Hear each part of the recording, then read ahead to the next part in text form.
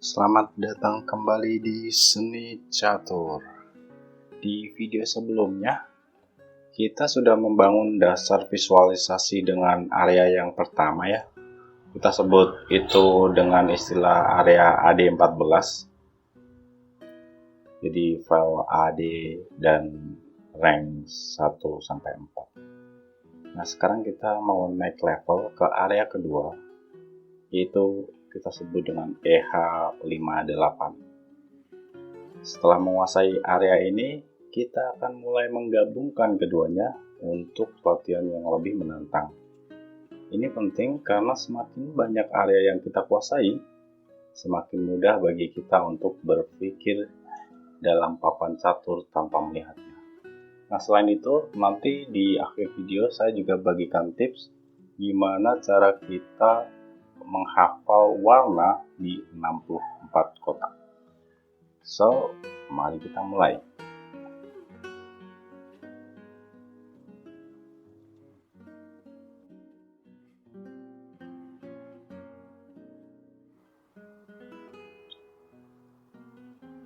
Baik teman-teman, kita coba rekap kembali ya pelajaran sebelumnya. Pion A3, pion B4, kuda C3, gajah B2, lalu pion maju 2 langkah D4, dan menteri D2. Seperti ini yang kemarin. Nah, sekarang kita coba ubah urutannya. Kita ubah urutannya untuk mempermudah nanti kita untuk menghafal warna.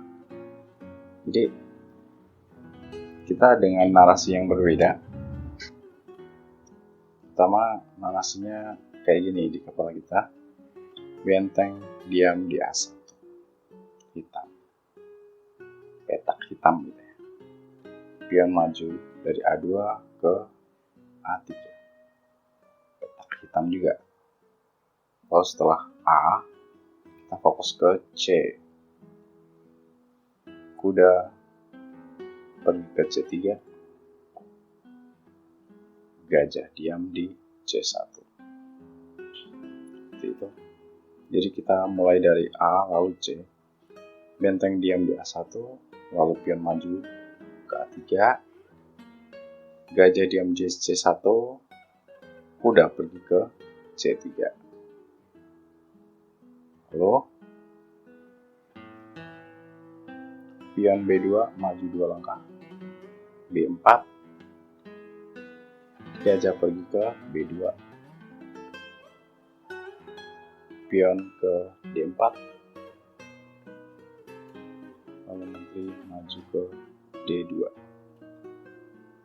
Nah, sehingga sequence atau urutannya dari A, lalu C, kemudian B, lalu D. Jadi kita memorize atau ingat-ingat tentang AC, kita bedakan dengan BD.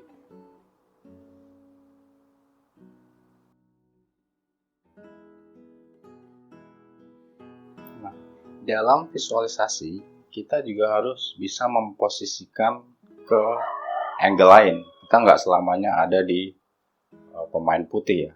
Jadi ini angle-nya saya ganti sebagai pemain hitam, bidak hitam. Nah, teman-teman lihat posisinya. Ini akan saya kembalikan dulu.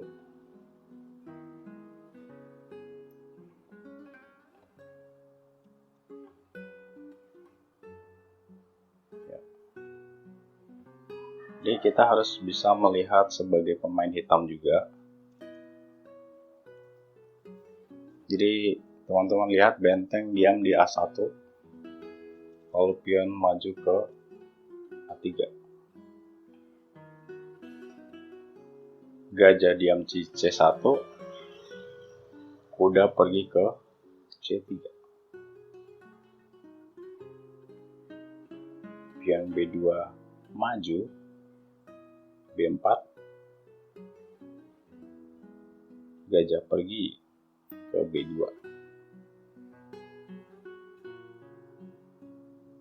kemudian pion D2 pergi ke D4, menteri pergi ke D2. Nah, teman-teman harus bisa melihat dari angle pemain hitam, tetap dengan visualisasi yang sama, langkah yang sama, namun urutan kita ganti ya. Jadi seperti itu. Nah, selanjutnya teman-teman bisa melihat bidak ini diam,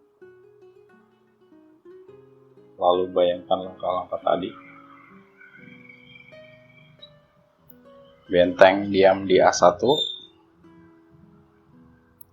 pion A2 maju ke A3, gajah diam di C1, pion C1 maju ke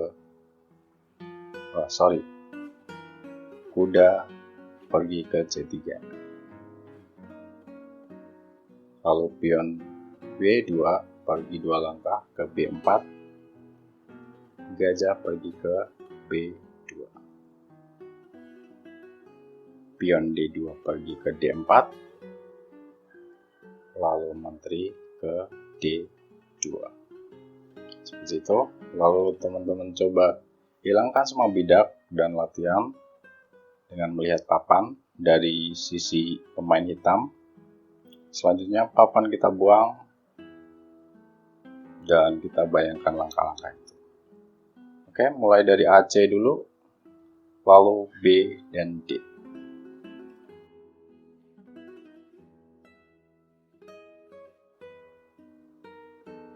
Nah, seperti yang kita lihat di video yang teman-teman lihat, kita berada di area yang saya sebut dengan EH58. EH EFYH 5678. EH58. Nah, kita mulai dari file G dulu. Jadi pion dari G7 pergi ke G5.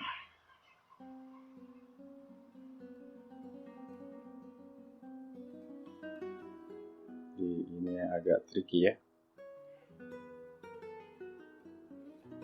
Lalu gajah dari F8 pergi ke G7.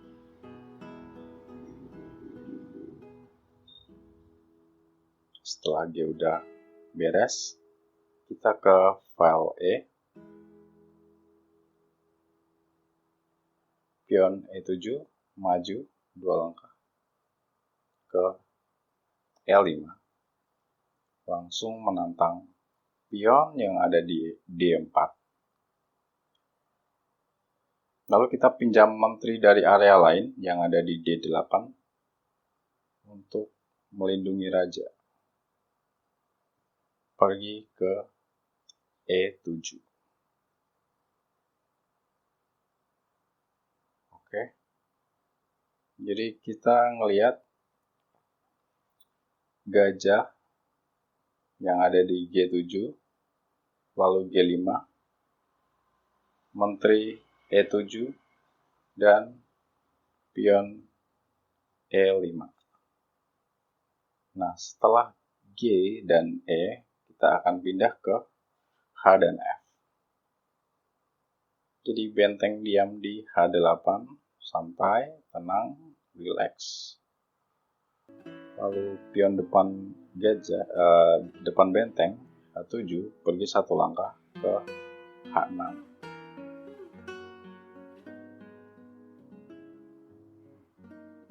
Lalu raja dari E8 pindah ke F8.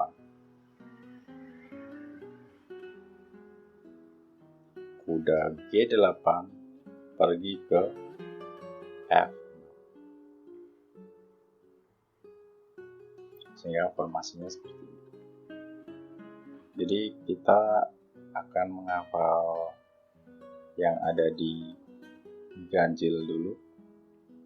G7, G5, E7, E5, kemudian H8, H6 genap, F8, F6 genap, genap itu. Coba kita mulai lagi. Pion G7, depan kuda pergi 2 langkah ke G5, kemudian gajah mengisi posisi G7,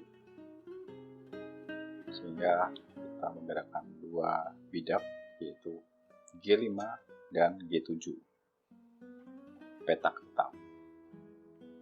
Kemudian pion E7 yang di depan raja pergi 2 langkah ke E5, menantang pion yang ada di D4. Lalu menteri pergi ke E7. Kita pinjam dari area lain, dari D8 ke E7. Setelah rank file ganjil ini dan rank ganjil udah, kita pergi ke H dan F. Benteng diam di H8, kemudian pion di depannya maju 1 langkah di H6. Raja bersembunyi ke F8, kuda pergi ke F6. Seperti ini.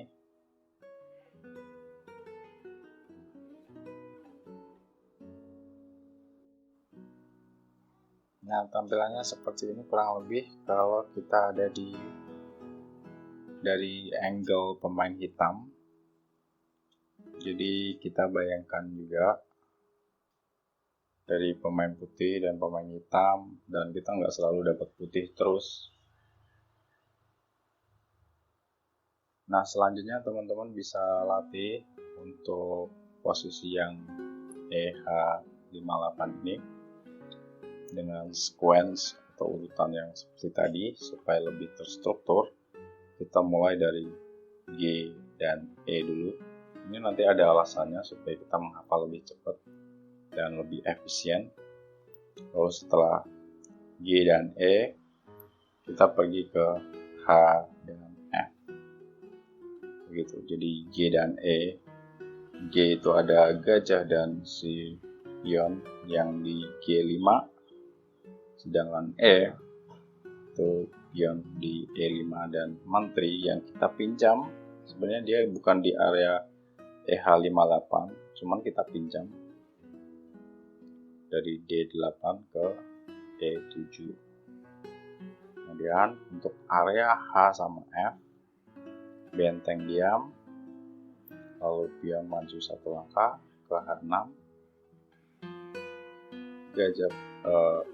raja pergi ke F8, kuda pergi ke F6, sehingga mereka semua ngisi petak hitam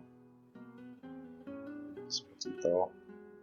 Jadi coba teman-teman visualisasikan dengan bidak di papan catur masing-masing. Kemudian setelah udah oke dan lancar, sambil memahami, kemudian dengan bidak tapi tanpa menggerakkan, kalau sudah lancar tanpa bidak tapi masih dengan papan kosong, kalau sudah lancar baru teman-teman hilangkan papan dan kita main di kepala itu.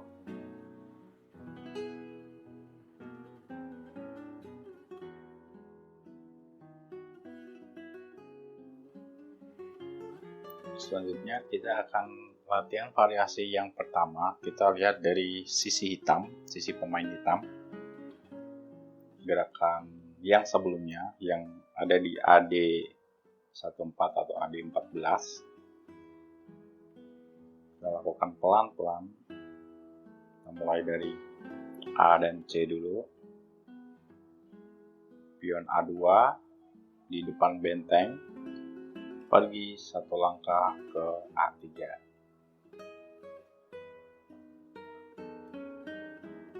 Kemudian gajah benteng diam ya. Kemudian gajah diam di C1. Kuda pergi ke C3. Jadi di sini kuncinya adalah benteng diam di A1, pion maju A3, gajah diam di C1, kuda pergi ke C3. Nah, setelah A sama C, kita move ke B dan D. Pion B2 pergi 2 langkah ke B4. Lalu disusul gajah pergi ke B2, dari C1 ke B2. Kemudian pion D2 pergi 2 langkah di depan kuda secara diagonal ya. D3, D4, lalu menteri maju 1 langkah dari D1 ke D2. Sehingga kita melihat gerakan itu dari sisi pemain kita. Kemudian setelah itu kita latihan yang area baru, EH58. Kita mulai dari G dan E. Jadi pion G7 maju 2 langkah ke G5, G6, G5. Kemudian gajah dari F8 pergi ke G7. Jadi ada pion G5 dan gajah G7. Lalu setelah G kita pindah ke E. Pion depan raja E7 pergi 2 langkah ke E5 untuk challenge pion lawan yang ada di D4. Kemudian disusul menteri untuk melindungi raja, dia pergi ke E7. Jadi kita ingat-ingat ada pion G5, gajah G7, pion E5, menteri E7. Lalu kita pindah ke H dan F. Benteng diam di H8. Pion depan benteng maju 1 langkah ke H6. Raja dari E8 pergi 1 langkah ke kiri, F8. Disusul kuda yang ada di G8 pergi ke F4. Seperti ini. Lalu kita coba balik. Nah, kita latihan dari sisi putih sekarang seperti tadi, tapi kita melihat gerakan yang ada di area EH itu dari sisi pemain putih. Jadi kita bahas dulu A dan C. Benteng diam di A1, pion depan benteng maju 1 langkah. Jadi benteng A1, pion A3, A1, A3. Lalu gajah C1 diam, kuda pergi ke C3. A1, A3, C1, C3. Kemudian kita pergi ke B dan D. Sekarang pion B2 pergi ke B4. Lalu gajah pergi ke B2. Kemudian pion 2 langkah dari D2 ke D4. Menteri nyusul maju 1 langkah ke D2. Sekarang kita coba gerakan bidak hitam area EH58 tapi dari perspektif putih.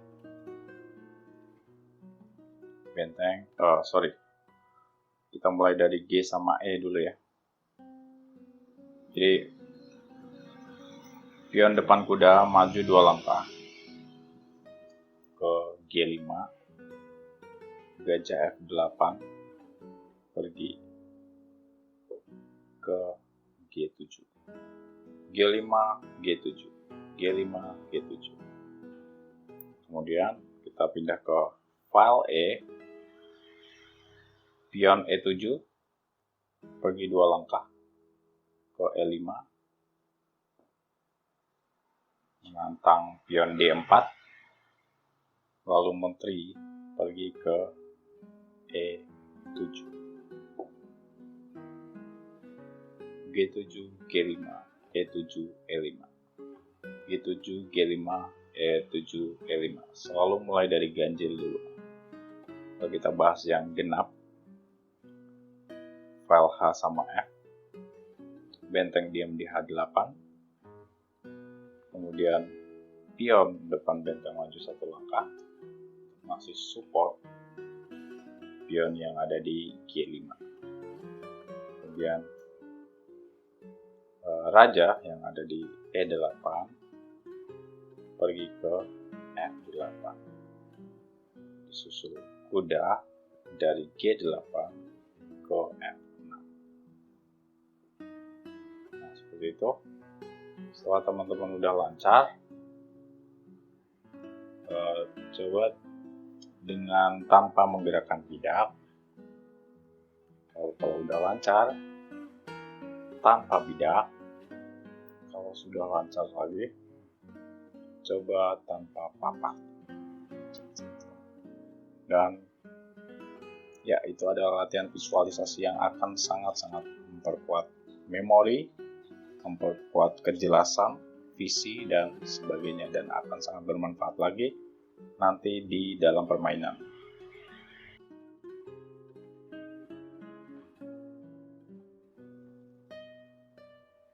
Nah, sekarang kita akan latihan menghafal warna hitam dan putih ya. Kalau di sini hijau dan putih ya, gelap dan terang gitu ya.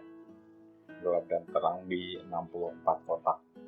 Caranya, kita bagi dulu file ini jadi 2. Yang pertama, file ganjil A, C, E, G. Teman-teman bisa pakai panjangan akronim gitu.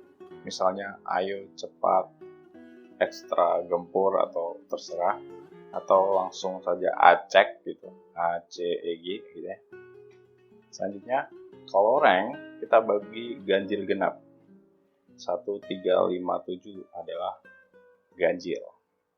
Jadi kita hanya ingat A, C, E, G sama 1, 3, 5, 7. Ketika A, C, E, G ini ketemu dengan ganjil 1, 3, 5, 7, maka petaknya gelap. Misalnya A1, C3, E5, G7 gitu. Pokoknya A, C, E, G ketemu ganjil maka gelap.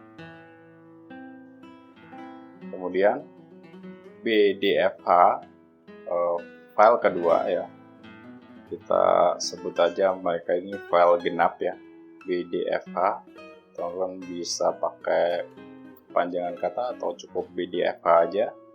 Namun lama-lama nanti kita nggak perlu lagi teknik kayak gini. Untuk di awal kita pakai ini untuk lebih cepat aja atau lebih mengenali buat analisa dan berpikir. Nanti saya akan kasih juga untuk latihan di Lichess. Lichess ada program bagus untuk melihat visi seperti ini, latihan visi seperti ini. Kemudian BDFH ini kebalikannya. Ketika genap ketemu genap, maka hitam. Jadi genap itu ada 2, 4, 6, 8. Ketika BDFH ini, misalnya teman-teman pakai singkatan ya, buruan dong fokus hajar atau apa ya, bro dorong, fokus, ajar gitu, atau apalah BDFH. Jadi ketika BDFH ini ketemu 2, 4, 6, dan 8, maka petaknya hitam. Jadi rumusnya adalah file ganjil ACEG ketemu dengan rank ganjil, maka hitam. Lalu file genap BDFH ketemu dengan rank genap, maka hitam juga. Nah, kita bahas kebalikannya sekarang. Ketika ACEG ini ketemu dengan genap, maka akan ketemu petak putih atau petak terang. Misal A2, A4, A6, A8. A ini ganjil ketemu dengan genap, maka putih. Kebalikannya, ketika file genap BDFH ketemu ganjil, dia jadi putih. Jadi itu rumusnya. Jadi kita coba berpikir dulu untuk mengetahui warnanya apa. Jadi ganjil ketemu ganjil hitam, ganjil ketemu genap putih, genap ketemu genap hitam, genap ketemu ganjil putih. Jadi kalau mereka sama, ganjil dan ganjil hitam, genap dan genap hitam, ganjil genap putih, genap ganjil putih. Udah bukan? Nah, sekarang coba kita latihan.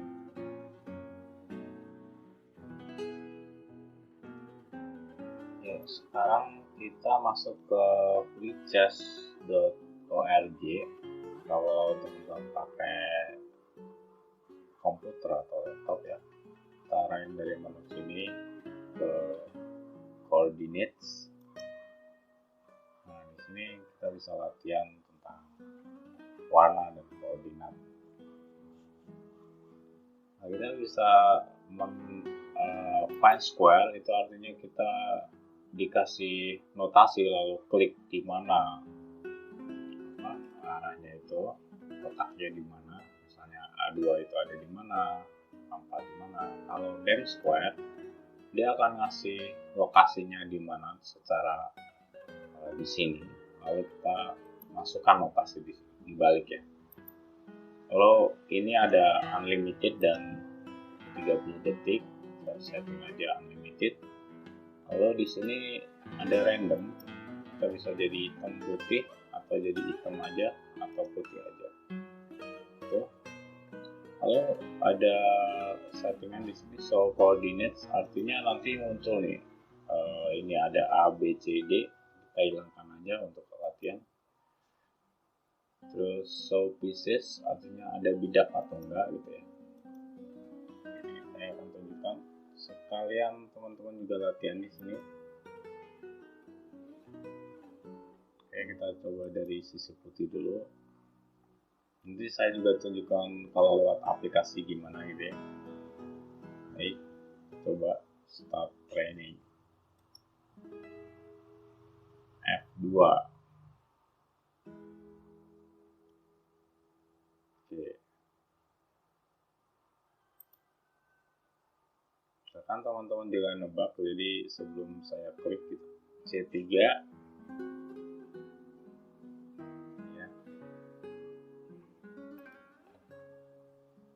D8, D menteri, lalu di paling atas hitam. Oh iya, sekalian ini ya, kita coba perhatikan tentang tadi ya, ganjil ketemu ganjil, genap ketemu genap gitu. G itu ganjil ketemu genap, ganjil ketemu genap harusnya putih. G, A, B, C, D, E, F, G, 6 di sini berarti. H itu genap, 7 itu ganjil, genap ketemu ganjil putih. H itu ada di benteng, 7 berarti pion di depan benteng di sini putih. A itu ganjil, ketemu 8 genap, harusnya putih. A di sini 8 mentok. H itu genap, ketemu genap. Genap ketemu genap, harusnya hitam. H ada di sini 2, 1, 2, hitam. F itu genap, ketemu dengan ganjil, harusnya putih. Genap ketemu ganjil. F ada di sini, punya si gajah, 1, 2, 3, putih. B7, B berarti genap, ketemu dengan 7 ganjil, genap ganjil putih juga. B di sini 7 berarti di pion hitam sini. Ketika teman-teman melakukan kesalahan, misalnya ini D4 yang ada di sini, D genap ketemu genap berarti hitam di sini. Misalnya salah di sini, nah dia akan merah di sini. Teman-teman bisa latihan seperti ini di lichess.org, ini bagus sekali. Ntar bisa ganti posisi juga sebagai hitam, misalnya sebagai hitam, coba kasih pieces supaya belajar juga. Oh, ternyata B punya kuda, terus E punya si raja, H benteng, kayak gitu. Nah, kita coba cek tampilan yang ada di handphone ya. Ya, ini adalah tampilan di handphone. Kita coba cari lichess. Nah, saya download di Play Store. Nah, di sini juga ada latihan seperti itu ya. Coba coordinate training. Nah, seperti ini. Kita coba setting. Di sini ada sebagai white atau black. Lalu di sini ada tiga atau tak terbatas. Kita coba pakai white atau black, setelah coba kita klik black dulu. Kita coba training dari sini. Ini lewat handphone jadi enak ya, tinggal pencet-pencet aja. B6. Nah, kita balik nih posisinya, kita sebagai hitam. Jadi B ada di sebelah kanan ya, berarti ya. 6 berarti di depan pion. B itu genap, ketemu 6 genap, berarti hitam atau gelap di sini. Kelihatan nggak ya aku sentuh di sini? Lalu F genap, lalu 7 ganjil, genap ketemu ganjil berarti putih. F ada di gajah sebelah kiri, kita di sisi hitam ya. F1 masih di F juga, genap ketemu 1 ganjil, genap ganjil putih. Di sini paling atas. Lalu D7, D genap, 7 ganjil, genap ganjil berarti putih. D punya si menteri. Di sini A4, A ganjil, 4 genap, ganjil ketemu genap putih. Dan dia ada di benteng sebelah kanan karena kita ada di sisi hitam ya. Sini. Kemudian ada A8 masih ada di A, masih sama, genap ketemu ganjil berarti putih, ada di pojok benteng kanan bawah. A2 berarti pion yang ada di depan benteng si putih, genap ganjil ketemu genap berarti putih, dan seterusnya. Silahkan teman-teman coba latih sendiri dengan menggunakan ini sehingga kita bisa lebih mudah mengenali kotak-kotak itu, nggak cuma notasinya, tapi kita juga belajar warna. Jadi sekali lagi kayak ini kasusnya ya, B3 artinya B genap ketemu 3 ganjil gitu, berarti putih di sini. Nah, seperti itu teman-teman, coba switch dari posisi hitam posisi putih seperti latihannya sebelumnya. Ini sangat-sangat berguna sekali untuk ini itu. Ya, jadi itulah teman-teman latihan kita di seri blindfold atau visualisasi ini. Jadi latihan ini adalah langkah besar untuk menguasai blindfold atau seni memainkan catur tanpa papan catur. Nanti jadi teman-teman bisa main ke melawan orang yang mana teman-teman nggak perlu lihat papan catur itu goalsnya. Jadi apakah ada motivasi kalau itu keren, boleh dilanjut, walaupun tanpa motivasi itu akan memperkuat permainan teman-teman tuh. Jadi dengan menggabungkan dua area tadi, AD14 dan EH58, kita udah mulai membangun pemetaan mental papan catur yang lebih luas. Jadi ada dua. Nah, selain itu kita juga belajar tentang warna dengan rumus tadi ya, ganjil-ganjil, genap-genap, genap-ganjil, ganjil-genap gitu ya.